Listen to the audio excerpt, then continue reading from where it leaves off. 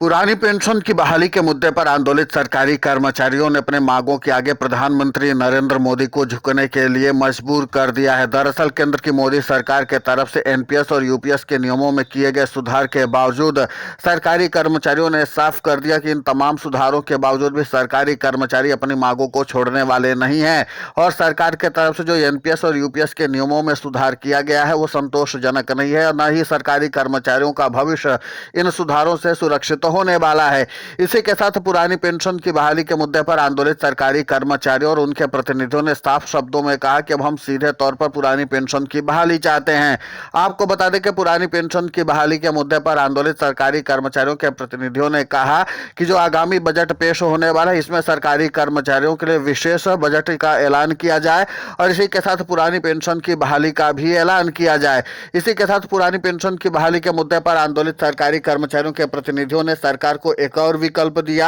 उन्होंने कहा कि पुरानी पेंशन की बहाली अगर आपको करनी है तो सिर्फ बजट में ही हम आपको मौका नहीं दे रहे हैं, बल्कि जब 8वें वेतन आयोग के गठन के साथ जब आप उसको लागू करेंगे तो उसी के साथ आप पुरानी पेंशन की बहाली भी सरकारी कर्मचारियों के लिए कर दीजिए। जिसके नाते से केंद्र की नरेंद्र मोदी सरकार के लिए हमेशा से सरकारी कर्मचारियों का जो आंदोलन चल रहा है वो विराम लग जाएगा। अब पुरानी पेंशन की बहाली के मुद्दे पर आंदोलित सरकारी कर्मचारियों ने अपने रुख को जैसे ही साफ कर दिया वैसे ही केंद्र की नरेंद्र मोदी सरकार में हड़कंप मच गया है, क्योंकि पुरानी पेंशन की बहाली के मुद्दे को लेकर के केंद्र की नरेंद्र मोदी सरकार इस बात का कयास लगा रही थी कि एनपीएस और यूपीएस के नियमों में सुधार और विशेषकर जिस तरीके से 80% तक पैसे पर सरकारी कर्मचारियों को एक अधिकार मिल रहा था, खासकर उसको निकाल लेने का, इसी के साथ एनपीएस में जमा की हुई रकम पर लोन भी उनको मिल सकता था। तो इन तमाम पहलों पर भी जब केंद्र की नरेंद्र मोदी सरकार को सफलता मिलती हुई नहीं दिखाई दे रही है तब केंद्र की नरेंद्र मोदी सरकार को बैकफुट पर आना अब मजबूरी बन गई है, क्योंकि पुरानी पेंशन की बहाली के मुद्दे पर आंदोलित सरकारी कर्मचारियों ने साफ शब्दों में कह दिया है कि हमें सिर्फ और सिर्फ हूबहू पुरानी पेंशन की बहाली चाहिए। उसके अलावा जो अन्य विकल्प सरकार के तरफ से दिए जा रहे हैं वो सरकारी कर्मचारियों को कतई मंजूर नहीं है। अब देखना महत्वपूर्ण होगा कि जिस तरीके से पुरानी पेंशन की बहाली के मुद्दे पर आंदोलित सरकारी कर्मचारियों के तरफ से राष्ट्रीय राजधानी दिल्ली में किए गए राष्ट्रव्यापी 2 बड़े आंदोलन के बाद केंद्र की नरेंद्र मोदी सरकार आखिरकार झुकने के लिए मजबूर हुई और यूपीएस और एनपीएस के नियमों में न सिर्फ सुधार किया बल्कि उसको नए तरीके से भी इंप्लीमेंट करने की कोशिश की है। बावजूद इसके भले ही केंद्र की नरेंद्र मोदी सरकार को सफलता न मिली हो,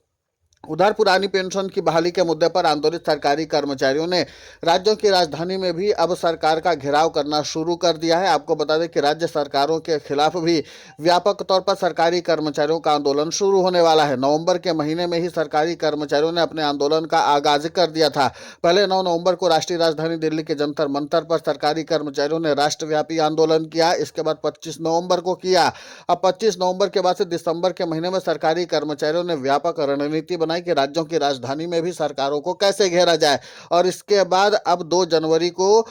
मध्य प्रदेश की राजधानी भोपाल में सरकारी कर्मचारियों का एक बड़ा आंदोलन होने वाला है। इसके अलावा राजधानी लखनऊ से लेकर के तमाम राज्य जहां पर बीजेपी शासित और एनडीए शासित राज्य हैं वहां पर सीधे तौर पर सरकारी कर्मचारी अपनी पुरानी पेंशन के लिए राज्यों की राजधानी में आंदोलन करेंगे। और इसी के साथ सरकारी कर्मचारियों ने कहा कि अगर केंद्र की नरेंद्र मोदी सरकार सरकारी कर्मचारियों की मांगों को लेकर के गंभीरता से नहीं विचार करती है और बजट के अलावा सीधे तौर पर जब 8वें वेतन आयोग के गठन के साथ उसको लागू किया जाएगा तो फिर उसके बाद अगर सरकारी कर्मचारियों की पुरानी पेंशन की बहाली नहीं हो सकती है अगर, तो फिर जाहिर सी बात है कि सरकारी कर्मचारी एक बार फिर से राष्ट्रीय राजधानी दिल्ली कूच करेंगे। तब केंद्र की नरेंद्र मोदी सरकार के पास एक आखिरी विकल्प यही सरकारी कर्मचारियों ने छोड़ा है कि आप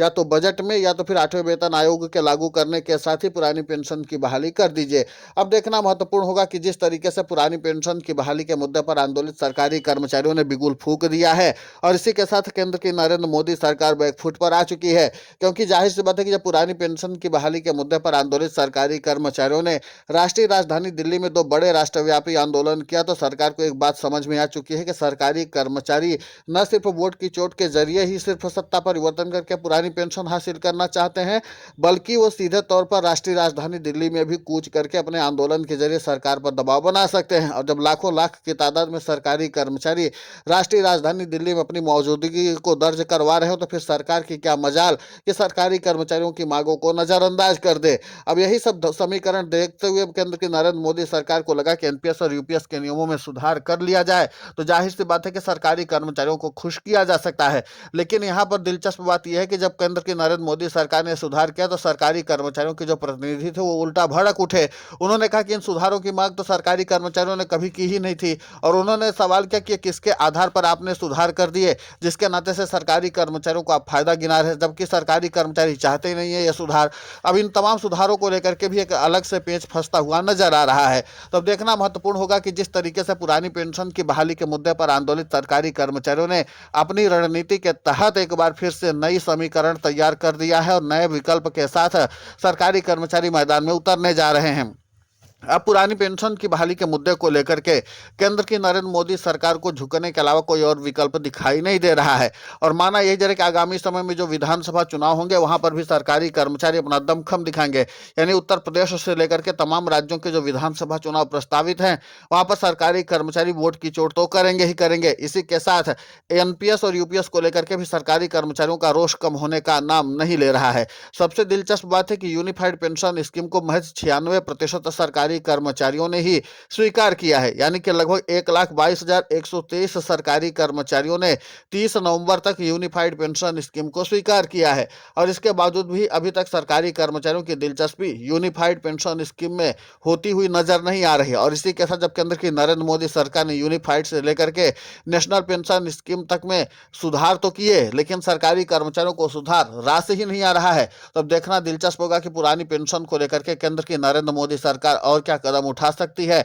और नरेंद्र मोदी सरकार के पास और क्या विकल्प बचे हुए हैं। लेकिन सबसे दिलचस्प बात यह कि पुरानी पेंशन पर प्रधानमंत्री नरेंद्र मोदी एक बार फिर से बैठकों का दौर शुरू करने वाले हैं। माना यह जा रहा है कि पेंशन विभाग के सचिव वी श्रीनिवास, इसके अलावा नीति आयोग के अध्यक्ष वित्त मंत्री निर्मला सीतारमण, वित्त सचिव जो हैं उनको भी बुलाया जाएगा और कैबिनेट सचिव टीवी सोमनाथन के साथ प्रधानमंत्री नरेंद्र मोदी एक मंत्रणा करने वाले हैं। इसी के साथ प्रधानमंत्री नरेंद्र मोदी पीएफआरडीए चीफ को भी बुलाएंगे क्योंकि एनपीएस और यूपीएस में सुधार खुद पीएफआरडीए ने किया और पीएफआरडीए के इस सुधार के बावजूद भी सरकारी कर्मचारी उनके तमाम सुधारों से खुश नहीं है। तो प्रधानमंत्री नरेंद्र मोदी आखिर इस बात को जानने की कोशिश भी करेंगे कि क्यों सरकारी कर्मचारी नाराज दिख रहे हैं। प्रधानमंत्री नरेंद्र मोदी की जो महत्वाकांक्षी पेंशन योजना थी यूपीएस, उसको भी सरकारी कर्मचारियों ने ही बट्टा लगाया है और इसके बाद अब सरकारी कर्मचारियों ने एनपीएस में भी बट्टा लगाने का संकल्प ले लिया है। फिलहाल इस पूरे घटनाक्रम को लेकर के आपकी प्रतिक्रिया बहुत महत्वपूर्ण होती है, आप हमें कमेंट करके जरूर बताएं। साथ ही पुरानी पेंशन की बहाली के मुद्दे पर हम लगातार आंदोलित होकर के खबरें चला रहे हैं।